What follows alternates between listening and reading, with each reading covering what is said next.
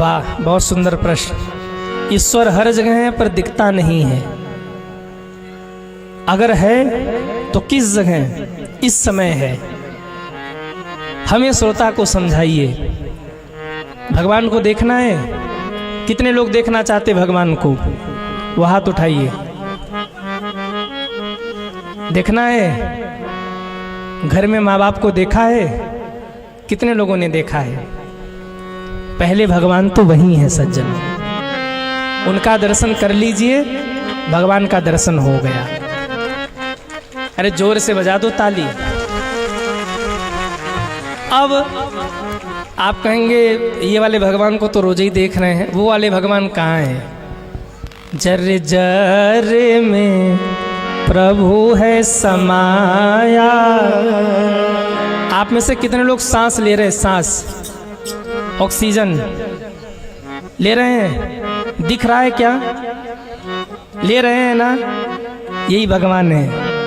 और ना विश्वास हो, जिनको ज्यादा ही देखना हो 5 मिनट नाक बंद करो, मुंह बंद करो, 5 मिनट में भगवान नहीं ब्रह्मांड दिख जाएगा पूरा। क्या बात करते हो, भगवान नहीं दिख रहे? पूरा ब्रह्मांड न दिखे तो कहना। अच्छा सुनो, जैसे हवा है, आपने टायर में देखा होगा, टायर में हवा होता है, बाहर भी हवा है, भीतर भी हवा है, हर जगह हवा है, लेकिन हवा को हम देख नहीं पा रहे, पर है तो। ऐसा तो नहीं कि उसकी सत्ता नहीं है, वो है हवा के रूप में, अग्नि के रूप में, आकाश के रूप में, पृथ्वी के रूप में, माता पिता के रूप में, गुरुजनों के रूप में। भगवान ही तो है, और कौन है? मातृदेवो भव, पुत्र पितृदेवो भव, आचार्य देवो, भगवान ही तो है। भगवान धरती के कड़कड़ में है। जैसे दूध में ही दही है और दही में ही घी है, पर घी दिखता है? कहिए। दूध में ही दही है, दही में ही घी है, पर दिखता नहीं है। मंथन करना पड़ता है, दूध को उबालो, जमाओ, फिर उसके बाद उसका मंथन करो, और मंथन करने के बाद फिर घी निकलता है। ऐसे ही अपने अभिमान को जब आप समाप्त करेंगे और भक्ति के मथनी से अपने आप को मथ डालेंगे, तो जैसे मंथन करने पर घी से, दही से घी प्रकट होता है, ऐसे ही मंथन करने पर भक्त के हृदय से ही भगवान प्रकट हो जाते हैं। तुलसी बाबा को इसी कलयुग में भगवान का दर्शन हुआ था। कबीरदास जी को इसी कलयुग में भगवान का दर्शन हुआ था, पुरानी बात नहीं है। मीराबाई इसी कलयुग में भगवान के भीतर समाई थी, उनकी सत्ता को हम इनकार नहीं कर सकते। अगला प्रश्न है, क्या कलयुग का अंत होने वाला है? आप लोगों को क्या लगता है, क्या कलयुग का अंत होने वाला है? कहिए। अभी कलयुग जन्म लिया है, कलयुगे कली प्रथम चरणे। अभी ये प्रथम चरण चल रहा है कलयुग का। अभी तो यूं मान लो कि कलयुग बच्चा है और पालने में खेल रहा है। अभी वो बड़ा होगा, फिर युवा होगा। ऐसा लिखा है कि कलयुग में, कलयुग का अंत जब होगा तो 10 साल 11 साल का बच्चा दादा बन जाएगा। उसकी उम्र 15 वर्ष की रह जाएगी। चने का पेड़ देखा है? चने का पेड़, कितने लोगों ने चने का पेड़ देखा है? कद इतना घट जाएगा कि चने के पेड़ के नीचे खड़े होकर छाया लेंगे। कद इतना घट जाएगा कलयुग के अंत में। चारों ओर पाप ही पाप हो जाएगा। आदमी आदमी को देखेगा, मार के खा जाएगा। ऐसी स्थिति आ जाएगी, तब भगवान कल्कि का अवतार होगा। अभी कलयुग का अंत नहीं है, अभी कलयुग बच्चा बन के खेल रहा है। कलयुगे कली प्रथम चरणे, वेद आज्ञा करते हैं। पंडित जी जब मंत्र पढ़ते हैं तो उसमें संकल्प कराते, कलयुगे कली प्रथम चरणे।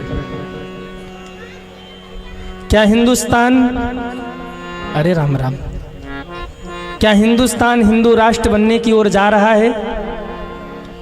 मैं कह दूं, ये सनातन के जागृति का समय है।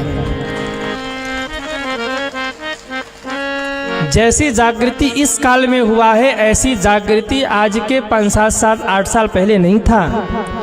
हर हिंदू, हर सनातनी सोया था, इतनी कथाएं भी नहीं होती थी। लेकिन इस समय सनातन जागृति का समय है, और ऐसे ही जागे रहे तो हिंदू राष्ट्र बनके रहेगा भारत, इसमें कोई दुराय नहीं है।